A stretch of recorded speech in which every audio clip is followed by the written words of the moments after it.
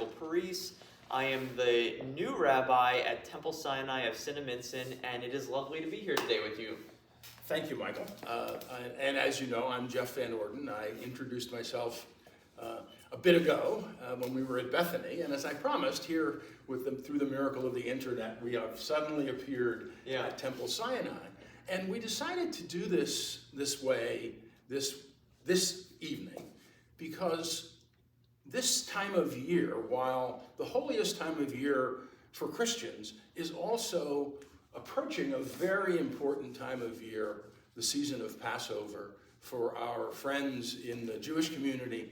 And so Michael and I thought having a reflection on a really interesting text that is important to both of our traditions would be a wise thing to do tonight. So let me begin by reading that text.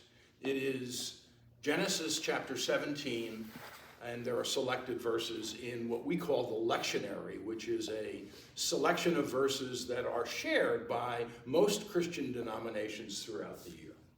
It begins with verse 1. When Abram was 99 years old, the Lord appeared to Abram and said to him, I am God Almighty. Walk before me and be blameless. And I will make my covenant between me and you, and will make you exceedingly numerous. Then Abram fell on his face, and God said to him, As for me, this is my covenant with you. You shall be the ancestor of a multitude of nations. No longer shall your name be Abram, but your name shall be Abraham.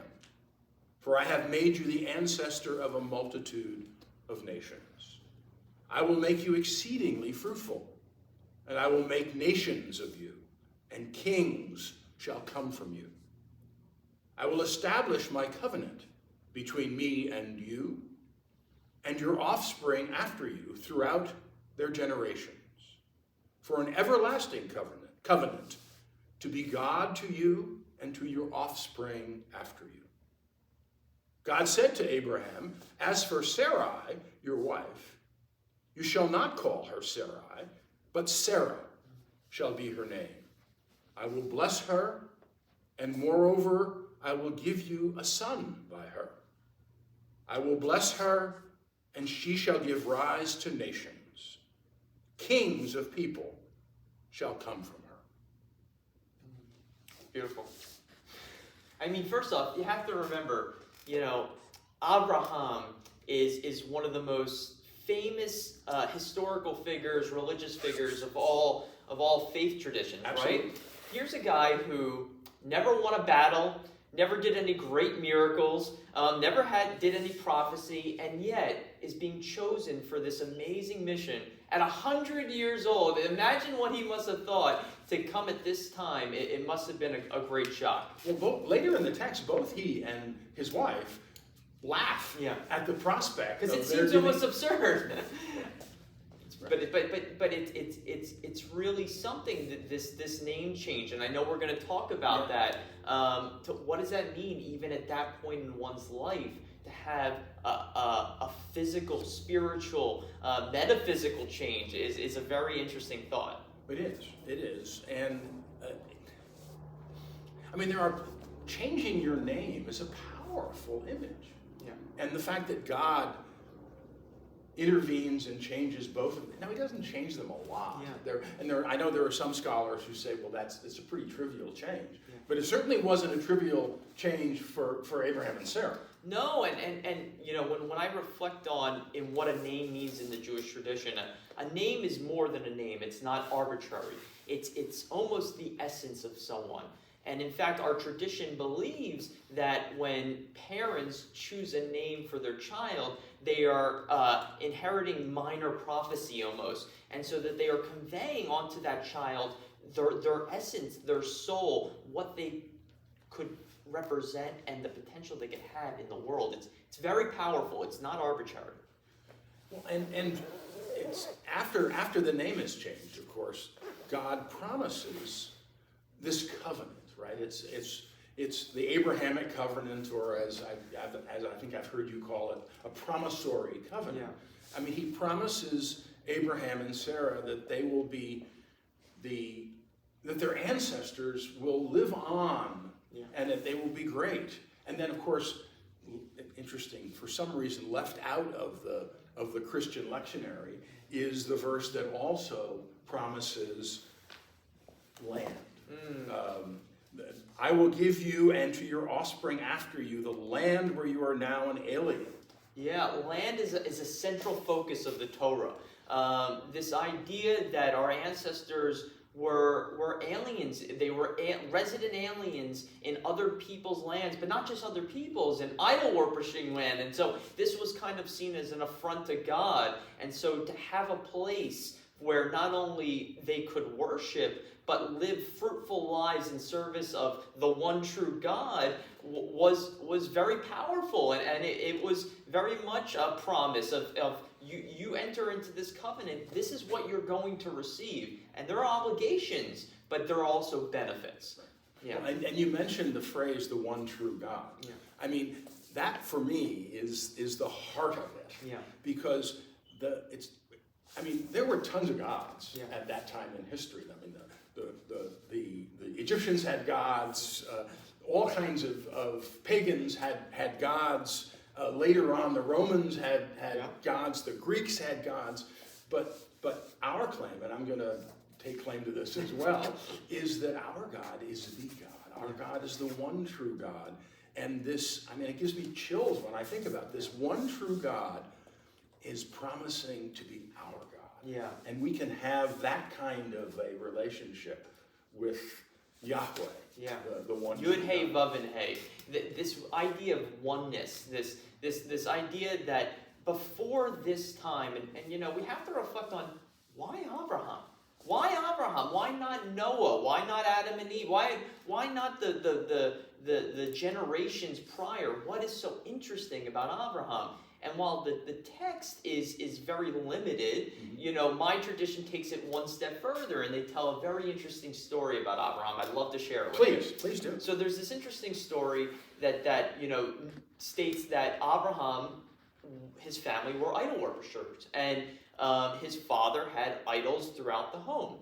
And one day, Avram at the time, comes with a hammer and he breaks all the idols. And he takes the hammer and he puts it into the hand of the last idol. His father comes home and he is livid. He goes, "Who did this?" And Avram goes, "It must have been the idol." And he goes, "They're only wood." And he goes, "Why do you worship them then?" This idea that he is the iconoclast, the breaker of idols, someone who is willing to set forth from not only his father's house, but his home, everything he knew for in search of this truth and this covenant. It's why I think he was chosen in this moment, because he is such a definitive break in what came before him.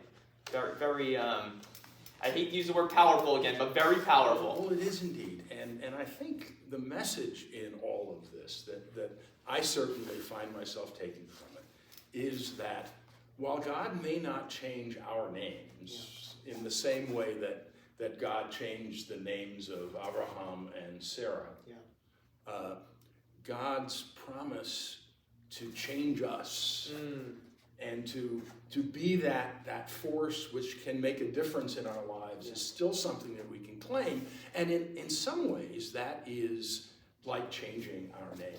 Yeah, that's really interesting. And if we reflect on in this text about what these name changes represent. So we have Avram, and as you stated, when he becomes Abraham, it is the father now of nations, kind of representing this shift in this, not only this covenantal, but what this person's mission in life is going to be. He is both spiritually changed, but now he is also changed in who he is in identity. And I think we all can reflect on that we sometimes have moments in our lives when we need to go on a new path, when we have to fulfill a new mission. And I think even at 100 years old, God is calling on Abraham and Sarah to be, in a sense, going on a new path, a new journey, and to have the courage and trust that it will be for the better. And I think we can learn a lot from that. And rest assured that we all have that ability, even if our names aren't literally being changed. I think that's exactly right. And so as we continue this journey, in our case as Christians, toward Good Friday and Easter Sunday, and in your tradition Passover. to Passover, it's good for us to remember that, first of all, we have so much in common.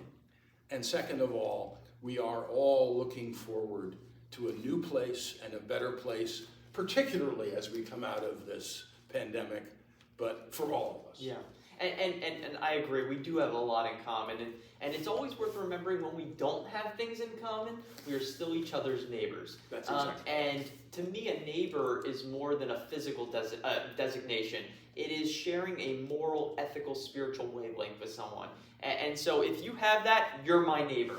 And you don't have to live next door to me, but you're my neighbor if you exemplify everything these traditions hold true, which is humility, kindness, compassion, and generosity. And in this time of Pesach, Passover, and Lent, we should be more reflective, introspective on how to be the better versions of ourselves so that we are raising ourselves the way Abraham and Sarah did all those thousands of years ago.